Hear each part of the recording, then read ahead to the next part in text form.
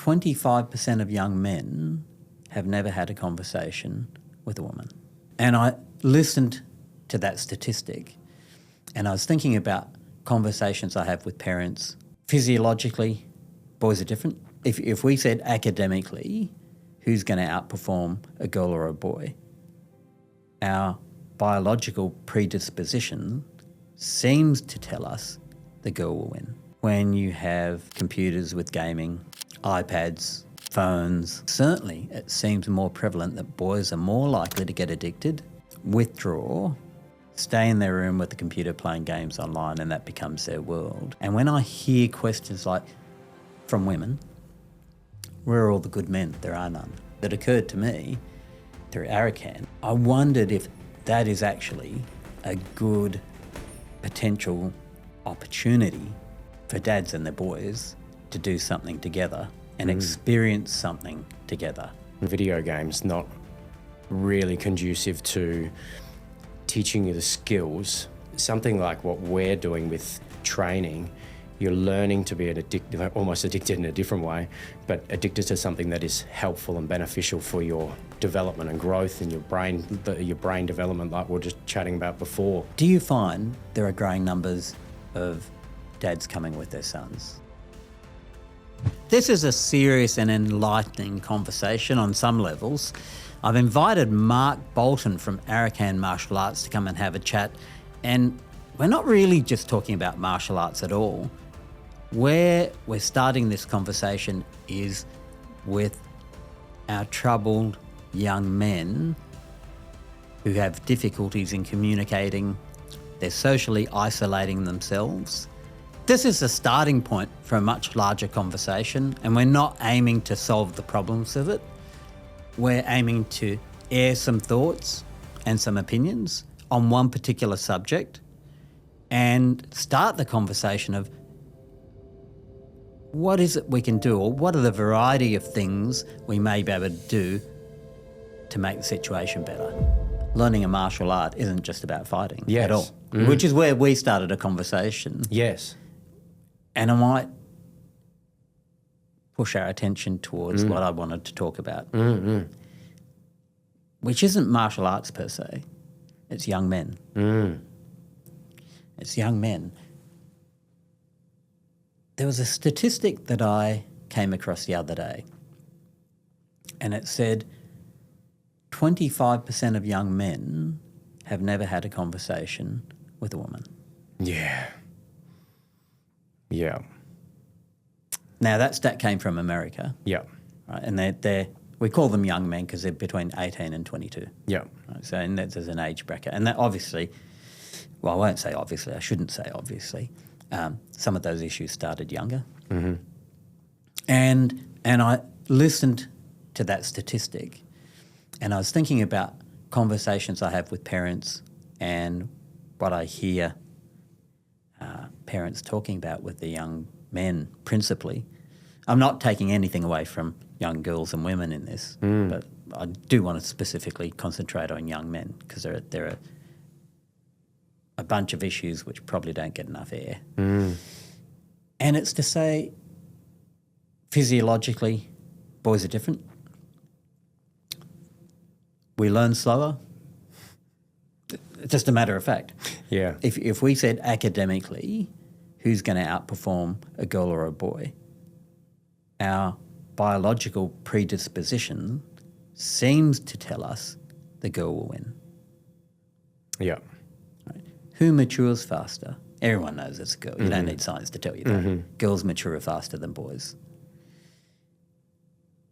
In this day and age, when you have computers with gaming, iPads, phones, not only boys but girls also, but certainly it seems more prevalent that boys are more likely to get addicted, withdraw, stay in their room with the computer playing games online, and that becomes their world. And when I hear questions like from women, where are all the good men? There are none. I'm more commonly hearing questions like, why do we need men? Yep. What value are they bringing? Yeah. Behaviour's poor. I can make more money than them now. I'm smarter than they are. There's a whole bunch of, and I hear this regularly now. What do I need them for? Now, if you're a young boy, or you're 18, not really a boy anymore, but let's just say you're a young man, and that's a messaging you're hearing, and you're not socially engaging, you haven't learnt the skills to be social, so you're not out in the world conversing, you predominantly play a lot of games and you're online, what do you reckon that would do to you? It's definitely going to make you more recluse, isn't it? You know, like a video game's not really conducive to teaching you the skills, not to mention, I'm no expert on that particular part of it, but from what I understand is, and what I see with my own son as well, he's addicted to wanting to play a particular game at 12 years old, and we're still in the, we can still control that quite heavily for our own child. But, you know, if I'm saying to my son, you know, there's so much that's put behind a video game to make you stay addicted to that video game. It's the same as any sort of online platform. So, you know, if it's whatever that social media platform might be, their objective is to keep you addicted to that particular platform. That's their number one goal, is to keep you on their platform as long as possible, right? Where something like what we're doing with training, you're learning to be almost addicted in a different way, but addicted to something that is helpful and beneficial for your development and growth and your brain development, like we were just chatting about before. It also gives you that confidence. So, you know, obviously we teach a practical martial art. So the goal is to train your nervous system to have a practical response in a situation, right? My outlook on that, and what's helped for me over the years as well, is it gives me, it sounds really, I don't know the word for it, but if I'm feeling uncomfortable personally in the past, I go, that's all right, I can fight, it doesn't matter. I can go up and talk to this girl, because what's the worst thing that'll happen, right? I've just done a group fight all week with 4 dudes. My nervous system is sharp. I'm okay. It's just, nothing is going to be the end of the world. I've been putting my body through many, many different difficult tasks, whether that be fitness, whether it's pushing it, whether it's a group fighting situation, it's the practical martial arts style. But then I feel to myself, there's no real threat in this situation. Whereas something like a video game is giving you that gratitude, oh yeah, I won. But it's not really aiding you in that ability to be able to have life skills and be able to stay calm under pressure, because at the end of the day in a video game, you can just restart. In real life, there is no restart. So you do need to have that practice of putting yourself under pressure in those situations. Do you know what I mean? I think, yes.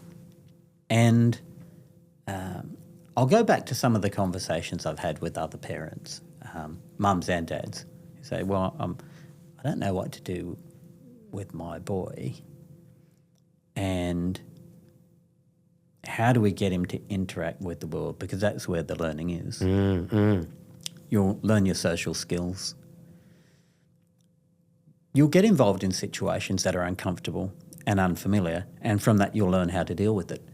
But not on your own, because the isolation, sitting in your bedroom, also leads to isolation from your whole social structure, right? So it's now you in the world on your own, not you as part of a family where you've got people you can rely on and have conversations with. You haven't learned how to converse yet. Yeah. You know, it's a big deal. So where we got to, where I was really interested is, I was talking to a couple of dads, and one of them said to me, you know, and lots of dads and mums do this, by the way, so this isn't new, groundbreaking, but it's worth a reminder, and to say maybe there's some other outlets. If I take my boy away to do something with him, and it doesn't have to mean we go away, we go fishing together, we do an activity together, that starts to break apart. Well, it takes them away from the computer, one. but it does start to allow them to start to converse and to learn how to socialise. And sometimes something that can be shared and has a challenge is really rich in its outcome. So one of the dads said, actually, I didn't want to do martial arts. But my son sort of thought, he was playing games and a bit violent. He thought, I want to do that. And he said, well, he wanted to do it. I thought, I'll just do it with him. I know it means a totally different thing. Yeah. But it would be a great outlet for him to start learning something he seems to be interested in. Get physical, because the more physically fit you are, it changes your mindset. 100%. But he said the other beauty was, and he actually did this, so this is I'm recanting a story. Awesome. He said, initially my son wanted to do it because he thought he could be a hero just like in the game. He didn't say that, but that's what it was. And he said to me, I didn't want to do this. I'm not that fit. But I thought we were struggling. And I thought, well, why don't I just go with him? We'll do it together. Then at least we can talk about it. Gives us some common ground, because there was nothing in their conversations up to that date that was relatable. They're interested in different things. He couldn't give a shit about games, didn't want to talk about it. The kid didn't want to listen to Dad and what are we going to talk about? There was nothing. Yeah. There's no interest in school. So we go, okay, we'll do martial arts together. So they went and they started, and he said it was amazing because firstly his son learnt he was unfit, and it was hard, challenging, and he wanted to give up. And his dad said, I'm unfit too. That was really tough. And they bonded because, hey, we're both finding it tough. We're both finding it tough. And he said, that moment we experienced together, he said, that was a turning point. Yeah. Because my son wanted to give up. Yeah. Right then. So that allowed us to have a conversation. And they decided, no, let's just go anyway next week. You know, if we keep working at this together, we'll both get fit, a bit fitter together. And then, you know, if you learn to fight, that's what you want to do. That's cool. You can do it. As it turned out, because he's been doing it for months, his son lacked self-confidence. He didn't want to be a fighter. He was happy to be strong. He wanted to feel good about himself. He didn't feel good about himself. So he was learning to become stronger, which gave him self-confidence. And because they were in a group and there were girls there, which he was interested in, right? Yes. You know, you're a young man. Of course you're going to be interested in girls. Even if you say you're not. I'm going, yeah, my ass. Of course you are. Yeah. Right? But he started to learn how to interact. Yep. They had some common ground. So he could talk about the same things. And he said, looking back 12 months, he's a different kid. So the reason I ask you this, and I know I'm doing all the talking at the moment, is because it occurred to me through Arakan. I'm going to ask you about it in a minute. I wondered if that is actually a good potential opportunity for dads and their boys to do something together and experience something together that they both don't know. Yes. Which allows the opportunity to bond on something on a level that maybe it's just different. Yes. It's just another opportunity. Yeah. And when I asked you about it the other day, you said, actually, we do have some instances like that. And I think in the struggle, and I reckon it is a struggle, to bring up better boys, whether here's another opportunity and another starting point. What do you make of that? Look, I think it's really, really important, right? So I can talk for myself with my son.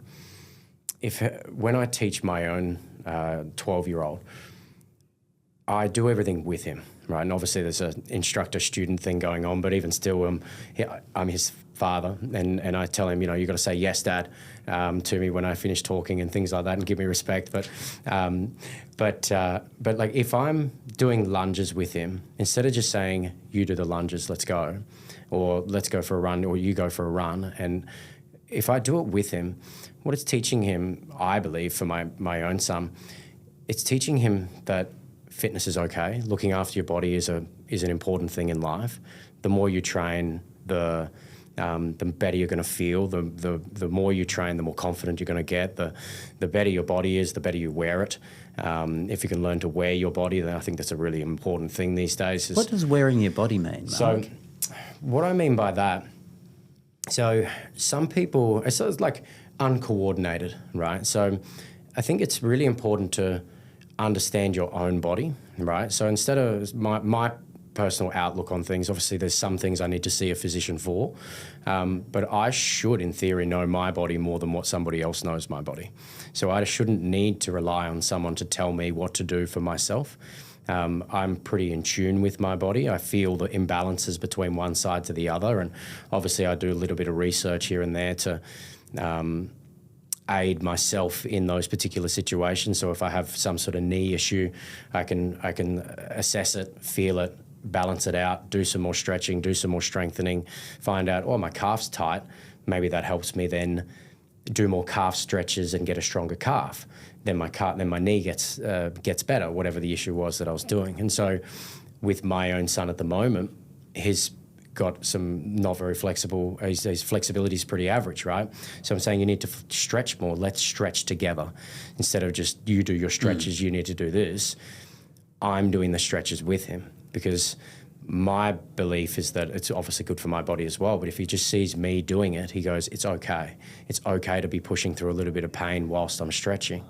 It's okay to do these new things. Just the same as when a baby is born, you just need to teach them that it's okay. You've got to burp, it's okay.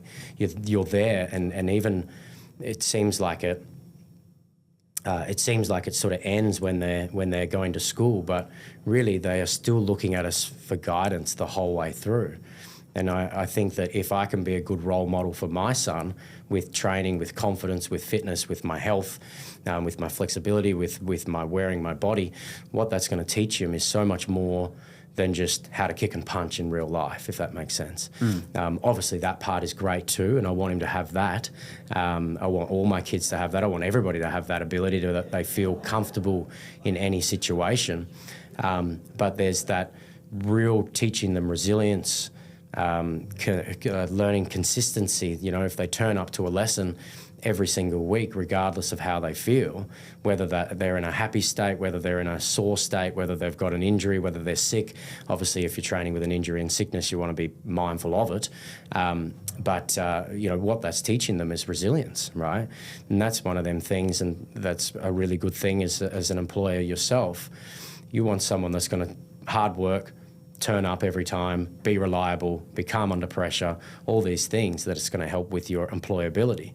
And then going back to what we were saying before about learning to approach another woman or approach somebody else in even just the basic thing of learning to converse with someone is understanding yourself really well.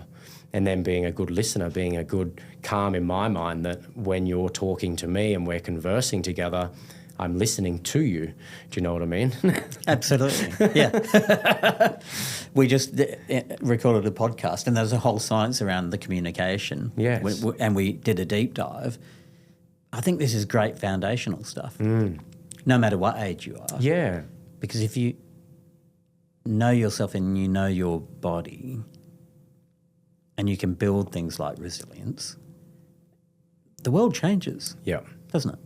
Yeah. 100%. Yeah. Awareness. I'm a little bit immature here, but that's known as a benefit.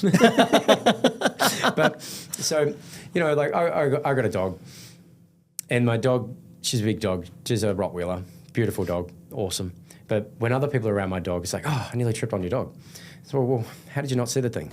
It's a big black dog right near you. How did you not see? Or when you're driving in a car, oh, I can avoid that situation. My nervous system's sharp. I train it to be sharp for fighting, which I don't have to do that often, which is great.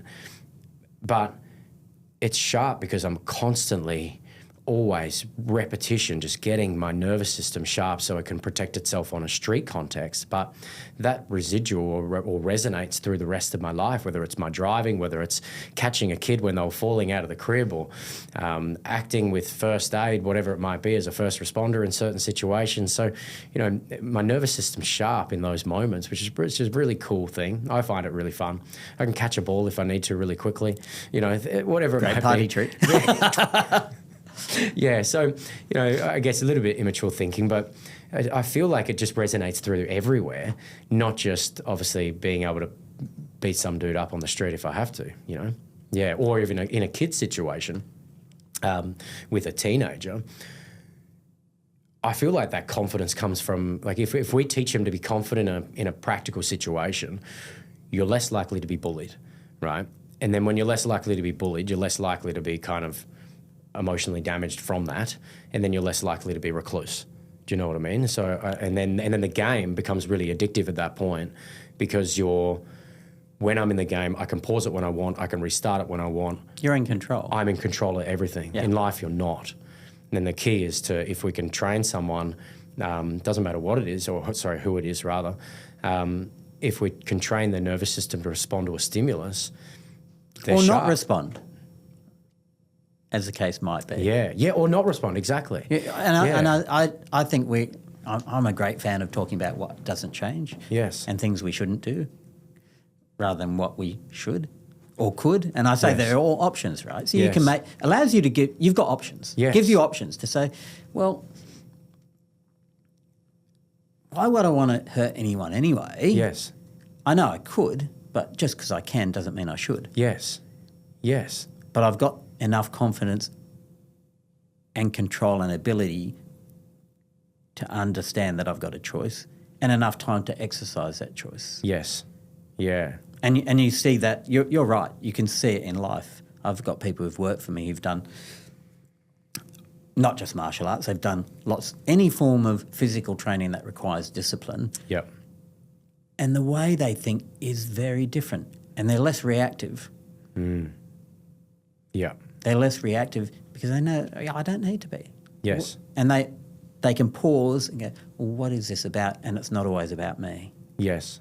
Because they're confident enough in themselves to say, well, I'm okay. Yes. There's no threat here. All right, what is this about? Yes. Yeah. And because not every moment, we were talking about this the other day as well, which was that not every moment is a hitting moment. You don't need to, like if you're just learning to punch someone, that's not quite a rounded sort of aspect in life. Obviously, even something like that, I'm not putting down anything else, but like with boxing is an excellent sport, right? And really, really great for fitness. It's good fun. Teaches you a lot of things about being hit and being able to process under pressure, like a lot of pressure, which is great. But if all you know how to do is punch someone, not every moment is a punching moment. Sometimes it might just require, like you said, to think, okay, well, I'm not in danger here, but this is an odd situation. I want to control it in a certain way. Whether that situation might be a confrontation. If it is a confrontation, that's great. We can teach that sort of stuff easily. But it might just be someone coming up to you, a drunk person coming up to you at a table, and you just need to usher them away and go and buy them another drink, and that's the end of the night for them. Or sometimes it might even be there's this martial art term which is path of least resistance. I use this with my kids sometimes, and my partner. This will be good. And my partner. So sometimes it's path of least resistance, right? So we call that yielding in martial art terms. But that path of least resistance might be, this person called me a name. Okay, cool. Well, I know myself. I'm not that name. So that's fine. Cool, you can call me whatever you like, but I love me, and that's great. That would be what I want for any young man, you know what I mean? It's like... You can laugh something off and go, yeah, I am like that sometimes. Right. Or maybe that is a good name for me. Yes. Yeah. And turn it into something light. That's it. Rather than say, that means confrontation. Well, yeah. What if it doesn't? Or hang on to it. That's, I guess, another aspect. It's like if it's a confrontation, that's a moment thing. But then there's the hanging on to it. He said I'm an X. Now I'm going to take that, and that's going to become my thing.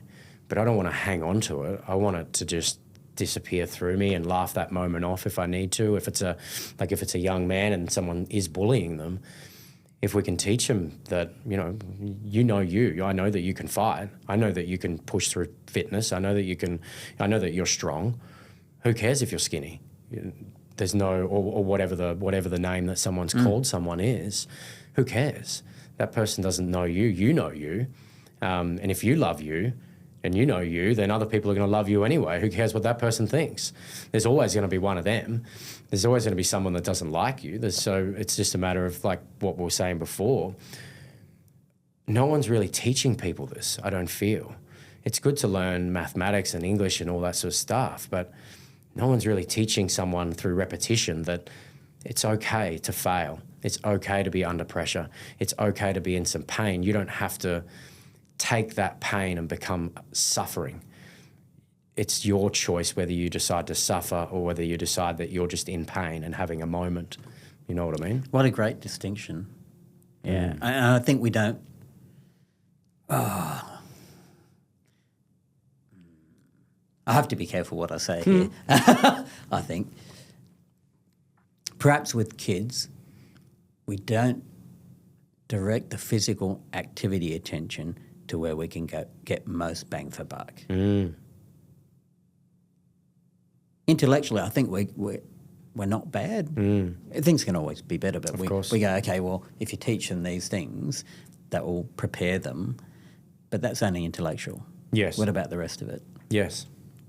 And I would say to you, if you said, well, send kids to a PE class, they run around, play some games, is that the best we can do? Yeah. And I reckon if you pulled it apart scientifically, the answer would be no. Yeah. I don't think so, folks. Better than nothing. So I'm not criticising it to say you shouldn't do it. I think 100% you should do it. Yeah. But you could look at what. But let me go back to where I started. I was wondering, do you find that coming to Arakan, which I'll ask you in a moment, have I pronounced that correctly? Yep. You do. Do you find there are growing numbers of dads coming with their sons? I was just curious. Yeah, I actually was talking to one of our administrative ladies today, and she was saying the same thing. We're actually getting a lot more inquiries, mums and dads. It's not just dads, but there's a lot more parents. It used to be just parents calling to do a drop and run, which to elaborate on that is the dad drops off the kid and then they go and have a coffee whilst the kid works hard, which is great too. The kid learns everything that we've been chatting about, which is great. But yeah, there's a lot more. My son's interested in doing martial arts. Can we do it as a team thing? Can we do it as a family class? And for us here in Perth, we've got a few family classes, which is a really cool thing to teach. You got the mum, the dad, 3 daughters at various ages, or 4 daughters in one of these particular classes. It's a really so it's now cool a family sport. Yeah. In that particular family, it's like they all come together and train, and then they all split off and they go and do their extracurricular activities for the rest of the day, Yep. So, but their first part is it's almost like training Arakan is the warm up for them going and doing their athletics. Yeah. I wanted to give you a example of a really cool moment that I was a part of. So we've got this young man here in Perth, and he was doing his grading, and my instructor was over east in Queensland. He was here doing the grading for him, and I was part of it, helping feed, which is holding the pads. And so with our grading process, it's not just about being able to do some skill sets and here's a belt and now you've got your accolade. It's not about the validation as such. It's about sort of getting them to a certain point and then pushing them past where their perceived limit is, right? And so this young man, he's been going for about 40 minutes or so. He's working hard. We're giving him short breaks in between sets of maybe 10 or 20, but he's working really hard with 2 feeders. And he's sweating and breathing heavy, and the chief instructor goes, "How you feeling?" And he smiles and he goes, "Yeah, Good. And I thought both myself and the chief instructor, Robert Cure, we both just laughed because it was just such a great moment. And then, you know, Rob said to him, he goes, it's your choice whether you decide to suffer in this moment. And obviously you're in a lot of pain. And he was working really hard. We were pushing him pretty hard. It was a hot 40-degree day. And is that really pain? No, sorry to take away. No, not at all. Yeah, I find, and it's totally a me thing. Yeah. I think about that and go, is that actually painful? No, it's not. Uncomfortable. It's uncomfortable, yes. And you're pushing, so you're working hard. So you're working hard, it's uncomfortable. I mean, you might get pain later because oh my God. And that's not like in the next 2 days. Yes. But in the moment, it's not. It's uncomfortable. It's uncomfortable, isn't it? Yes, yeah. Sorry, exactly. I interrupted your story. No, it's great because it's a good distinction, right? Because even that, someone goes through pain and it's like, I don't know, something extreme like cancer. That is pain. That's pretty much pain. But doing 10 push-ups isn't pain. It's just difficult in the moment. And after that moment, it's gone.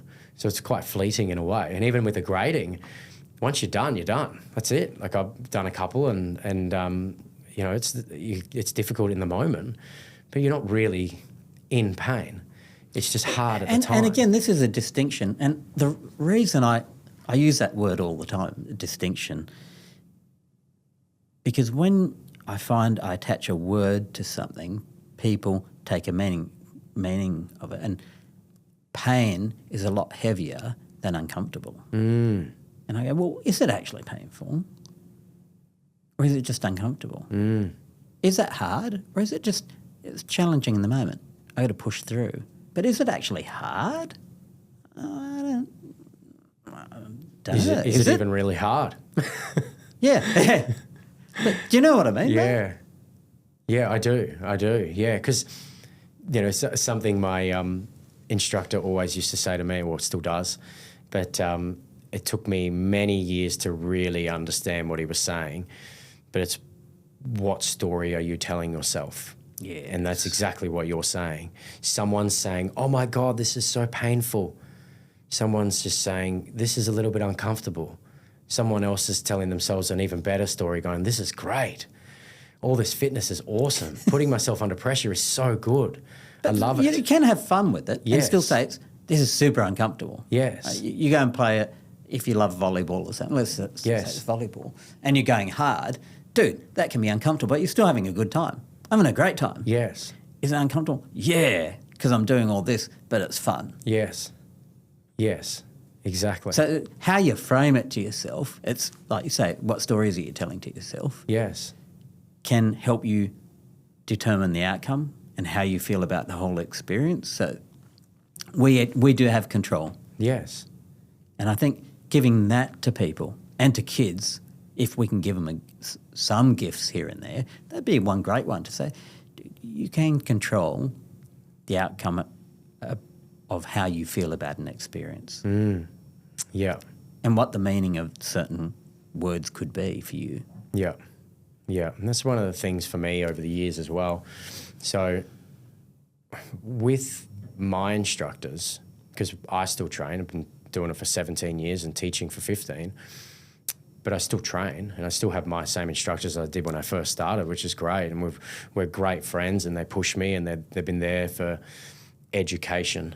And I think that's probably one of the biggest values that I pick up from other parents is that it's almost like a mentorship in some aspects. So there's obviously the training part and the fitness part and all those aspects that we're talking about. But then there's those tiny little moments in between a drink break or in between a set of 20 or something when there's some coach giving you some sort of coaching advice that way.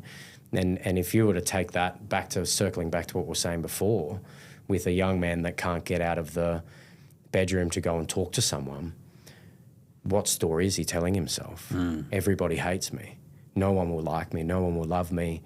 No one appreciates me. All these things, they're not very conducive to getting out there and talking to someone, is it? You know, the story you tell yourself, isn't this going to be fun? Isn't this going to be exciting? Even the power of words is so important.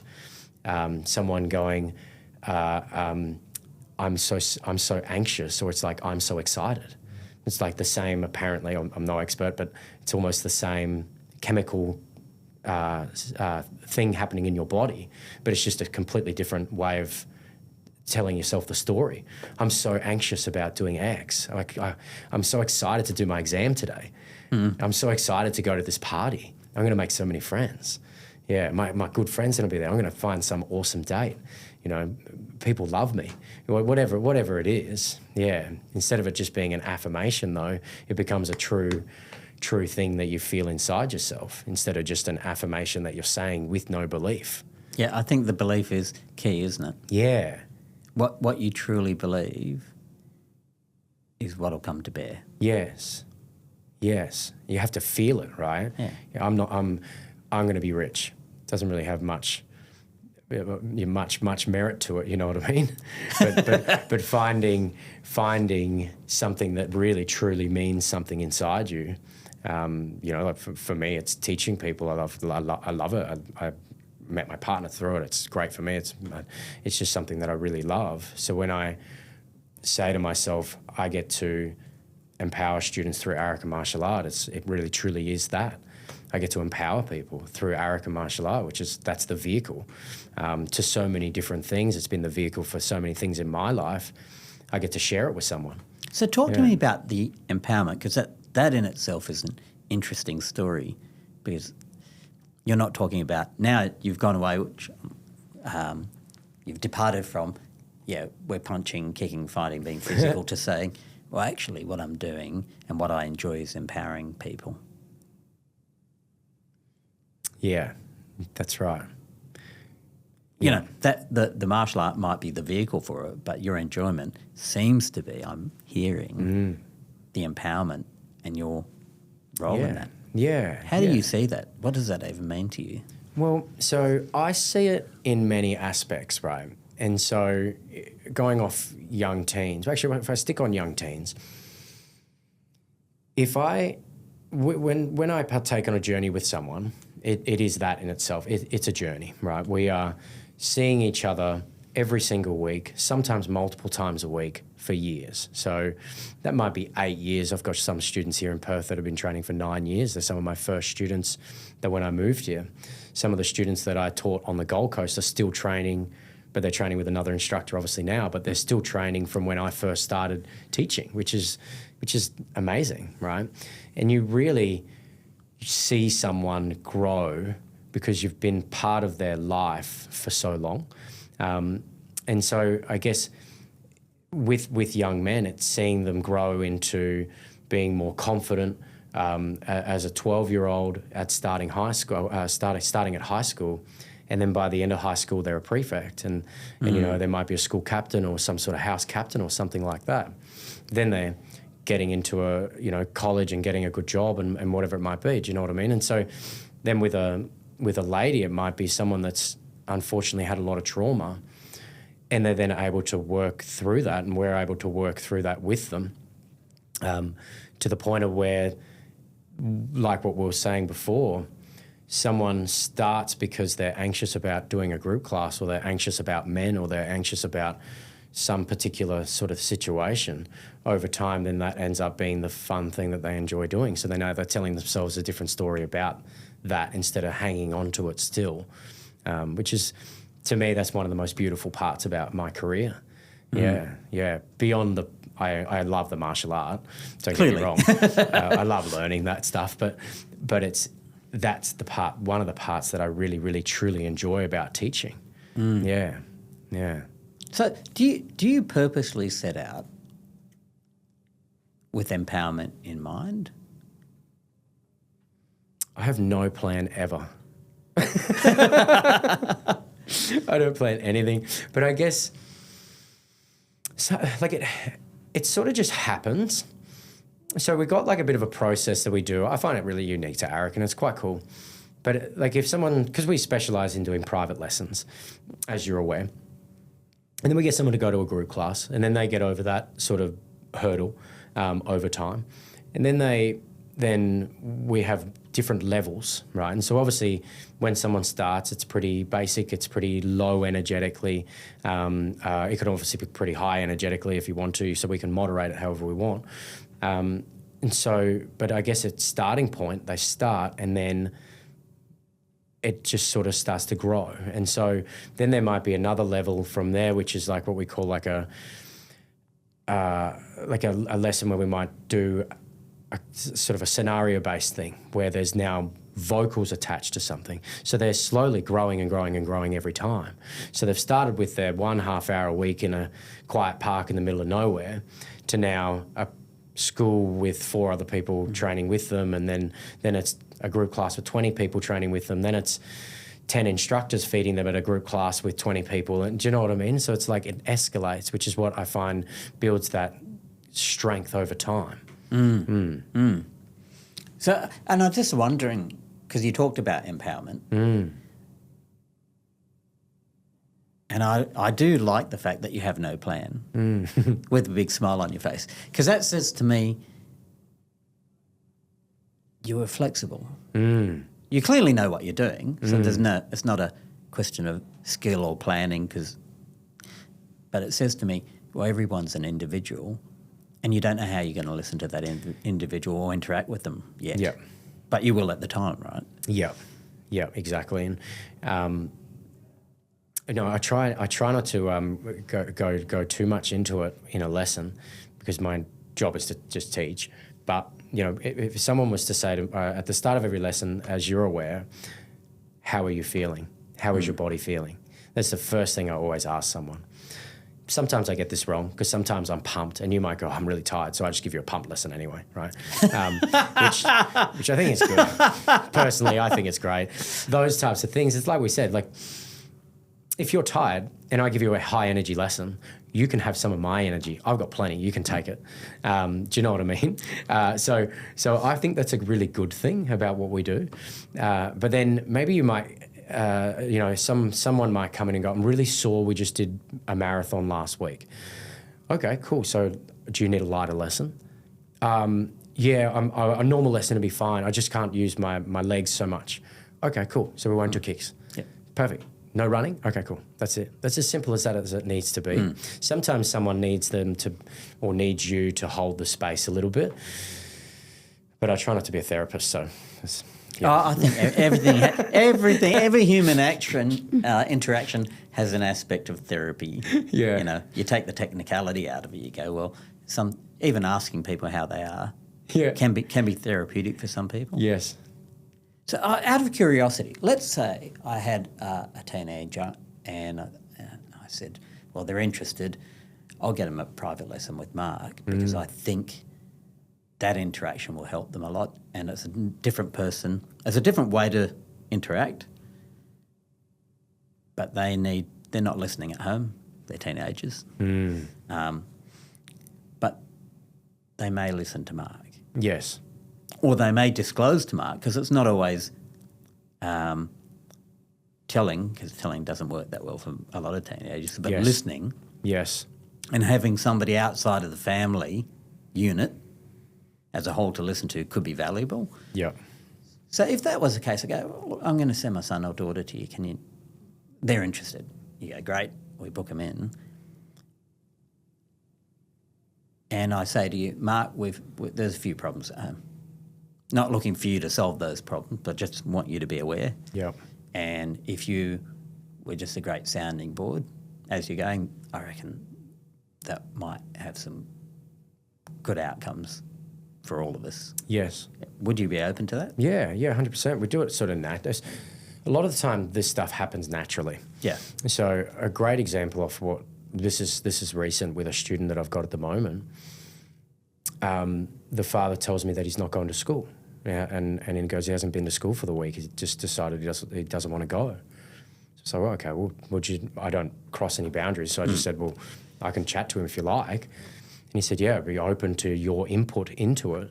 And then we have a natural chat in between it, or walking into the class, I have a quick chat to him about it. And then he goes to school again the next day, which is pretty cool. He might have ended up going to school the next day anyway, so it might have had nothing to do with me at all.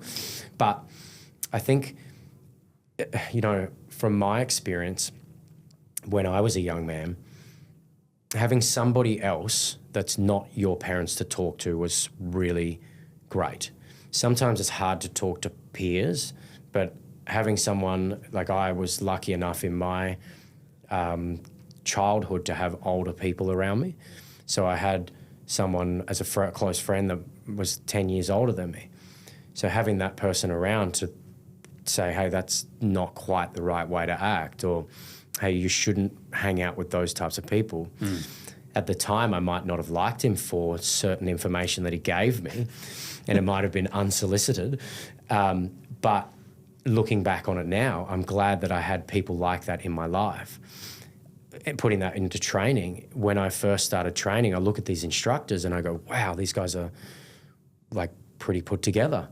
I want to be put together. Or actually, when I first started training, it was, wow, these guys can fight. I want to learn to fight.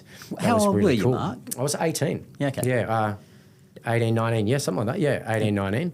Yeah, and as a young man, I was trying to prove myself in ways that weren't really conducive to a good way of proving yourself. Are you happy to share a little? That's really interesting. Yeah, so I guess I wanted to prove myself in ways that were fighting. So I was fighting a lot. I remember a funny moment. It's funny now, but again, one of these good friends of mine said, we don't want to invite you out anymore because you just want to fight people. It's annoying. We want to go out and have fun time. And that was one of those kind of pivotal moments. And through training, it kind of proved to me that I don't really need to do that to prove that I'm a man. And that was, I guess... Was that a self-confidence thing, do you think? Quite possibly, yeah, quite possibly. And of belonging, thinking that was how I need to show people you're tough. You're tough because you can do crazy things, or you're tough because you can fight people, you're tough because you can do X. It's like I felt like I needed to show people that I was really tough. Yeah. But then over time, I don't really need to do that. It's not a useful tool to have in the toolbox, that one. I can fight. The irony is that by learning to fight, I never ended up hitting. I didn't hit somebody for quite a long time. I didn't have to use my training for a very long time physically. So at what point did you realise, oh, actually I don't need to do that? Or was the comment from your friends to say, hey, kind of don't want to hang out with you, dude, because you're not fun, or you want to do this fight? Were there two moments, or is it, what does that look like? I think that one was a pivotal moment when someone actually said something like that to me. I think the part where I looked back on it and I thought, oh, I don't really need to hit someone, was maybe a couple of years into training.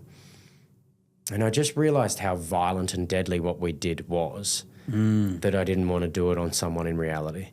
That was probably the key thing for myself personally. Without telling fight stories, but like a lot of us instructors have used it in many, many ways, and students have used it in many, many ways. But I think the big distinction was that I don't really have to. Like we were talking about before, you don't have to fight everybody. And I guess the other part for me, looking back and thinking about it now, I was uncomfortable. I didn't know how to manage my emotions. And that was one of the biggest things, and still is one of the biggest things, is teaching me regulation. I don't need to be violent as my only answer to life situations, right? Or if you're feeling an emotion, just because you're feeling that emotion doesn't mean you have to take it out on everybody else along the way.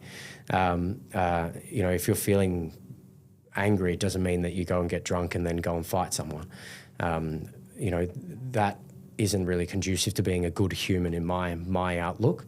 Yeah. So what were you like as a young teenager, say from 12 to 18 then? Energetic. Yeah, very energetic. I was the kind of kid to be on the roof. Yeah, okay. Yeah. From what my parents tell me, I was pretty good. But, I spent a lot of time out with other people when I was younger. And that was good. But I didn't have much regulation at all. I didn't understand emotions very well. I had either happy, really happy, or very angry. That was it. There was nobody there to choose my words here. So I didn't get coached at the time on how to manage those other emotions that we have, if that makes sense. Yeah, and that's a big thing for my children that I try and coach them through. Yeah, what would have made a difference to you? Because I don't think that's an uncommon story. I think, you know, my parents did great and they were awesome. And they did the best that they could do with where they were at as well. I think we all do that. I don't bag out any parent. Yeah. Because, one, you don't live the situation. Yeah. So, one, how the hell would I know anyway? But everybody does the best with what they've got. Yes. So I'm not about bagging out any parent. Yeah. And I do like to listen to other people reflect on what would have made a difference to me, because it sometimes is informative. Even for me, I'll go, oh yeah, never thought of it like that. Maybe we could do that with the kids, or... Yes. So if you don't mind sharing that, You what do you think would have helped you regulate your anger when you were younger? Something that I'm aware of with my kids is I want to learn to be better for myself, right? So if at the time someone was there to coach me and guide me, I think that would have made a big difference. Do you reckon you would have listened? I think I didn't listen to my parents. Yeah, okay. Yeah. I think I listened to others a lot more than I listened to my parents. Probably right? a common thing, right? From what I understand, it is very common, yeah. Yeah. And I think that's where, going back to what we're talking about, if you've got something that is almost like a mentorship, that someone can look up to, that's outside that dynamic, I think it's really important. I think it's really important as well in my dynamic for my own family, if I can be aware of this stuff with my own kids. And undoubtedly they're going to become 35, 36 years old like me at the moment. But it's their choice. There's going to be something that I didn't do right that they could hang on to. Of course. But hopefully I give them some tools between now and then that they can manage all of that stuff appropriately, and then have the tools to be able to make their own decisions. And that was, for me at the time, not having the tools to make my own decisions, I let others sort of guide me in another way. And that avenue might not have been very good, if that makes sense. Yeah, you know, we didn't touch on that. And that's a really interesting point. And as parents, we all talk about it. We know that our kids are going to be more influenced in their teenage years by the people they befriend, and some of whom we don't even know. And that's where influence lies, not at home as much. Yes. So if I think about that to say, yeah, actually, if they've got a group of friends, and I might label them ratbags at school, they're going to take on some of that. Yep. And if they've got something else to balance that out, with some people that I trust who go, no, you've got a good moral compass, that might help give them another view. Because if all they get is a rat bag, they're probably going to be a rat bag. Because you do end up like the people you hang around, even if you're an adult. If my 5 closest people I hang out with are rat bags, I'm probably going to be more like them. Yep.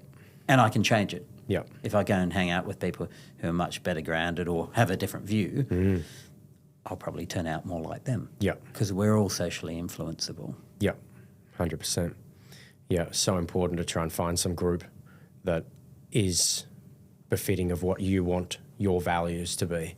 I think that's the big key, right? And it's one of the big things that with what we do, all of us instructors are we're all got our own issues still, but we want the best for our students. We want the best still for our own lives as well. We want to push ourselves always to be a better version of ourselves every year. That's sort of our goal, right?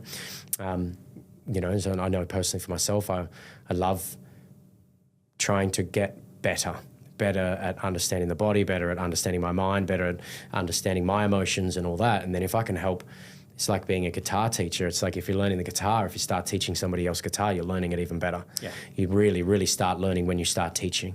So if I can give unsolicited advice sometimes to students, that will allow me to understand it even more on my own deeper level, which means that hopefully then I can be a better father for my kids as well. Yeah, for when they're growing up, they've got the tools so that they don't feel like they've got to go and smoke and drink with friends at 12 years old to stay cool, you know? Yeah, yeah. God, that's important. Yeah. Can I ask about Arakan? What is the philosophy behind it? Where does it come from? So it's a Burmese martial art from my chief instructor, Robert Cure. He learnt, I'm not going to say the Burmese name because I will butcher it really badly. We'll let you off on that, Mark. But the English translation is Arakan Martial Art.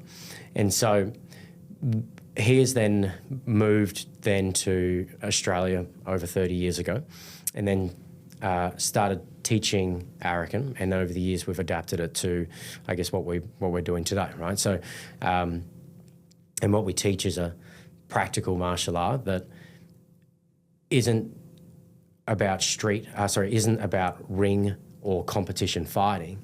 It's about learning real situations and learning how to program your nervous system to have a response to anything that can happen in a street context, wherever that may be, whether it's in the car, on the street, in a schoolyard, outside a schoolyard, on a bus, sitting at a bench, whatever it might be. We want to train those through many years and repetition so that if something was to ever happen, you've got the skills to come out automatically without having to think. It's just a 1+1 situation, yeah. Yeah. And in terms of style, what does that look like if you were to make a comment about that? We use every part of the body as a weapon. So hard to do in front of a microphone and a camera, but the idea is because it's not a non-competition style, what that means is we can target areas that are vital areas like the eyes, the groin, the throat, the base of the skull, neck manipulations, breaks, things like that, that obviously if you were doing a competition style, you can't smack someone in the throat every week. Do you know what I mean? You can't poke them in the eyes. You can't hit them in the base of the skull. Those types of vital areas are not for competition styles, right? So whereas for us, what we're using is our whole body in a practical way. The art itself, we're teaching an art form. Arakan is an art that has this rhythm and this beautiful way of being able to flow from strike to strike and strike into kicking and strike into elbowing and moving through different distances and being fluid between opponents, and training your nervous system as well to be quick and have a fast twitch muscle fibers, so that way if it is a street situation, you don't really want to be in it for a very long time. The ideal situation in a street situation is it lasts about 10 seconds or not even. So you don't really want to be in a 4-round fight with some dude in the middle of the street rolling around on the concrete. You want to be the one standing up, dominating the situation, in control of that, whether that might be with some distance or whether it might be with your hands in a striking range, yeah. And you're also, correct me if I'm wrong, using your opponent's momentum and energy rather than just being as blunt force. You're actually using as part of that flow their energy. Correct. Yeah, correct. And their momentum. Yeah. So we got a concept that we call yielding, right? And which is, like I said earlier, it's the path of least resistance. So with there's aspects of, for example, if someone's to push me, I can yield to it and I can manipulate it and then I can find the path of least resistance. So if putting it in a grab context for someone that was listening, if the grab energy is pushing one way, you could just go the other way. But our natural response as human beings is someone is pushing us, we push harder back into it. Someone gives us a hard time vocally or emotionally, we staunch up, we go hard, we push back. It's this really interesting biological thing that we do. And then through our training, what it's teaching you is to go with the path of least resistance, right? So go with the flow. Go with the flow, exactly. Yeah, if someone grabs you, you go with it, and then you do your thing backwards, back to it, right? So we're training that response to a stimulus over and over and over again. So in a lesson, if we're training that kind of yielding component, it might be push comes, you yield to it, you do X back to it. Someone grabs you, you go with the energy, then you respond. Someone grabs you, you respond. It's constant stimulus and then response training. Yeah. So where do people find you? Well, we train in Perth here, obviously. We train in Sydney. We train in Melbourne. We train in the Gold Coast is our hub and always has been, always will be, in Brisbane and Sunshine Coast. So we're at various locations. They can find us at arakan.com.au, which is great. We also, funny, is we have a new app that we have. So even if someone, myself personally, I train online. So obviously the best thing, like we were talking about, is if you can have someone touch-wise, that's great.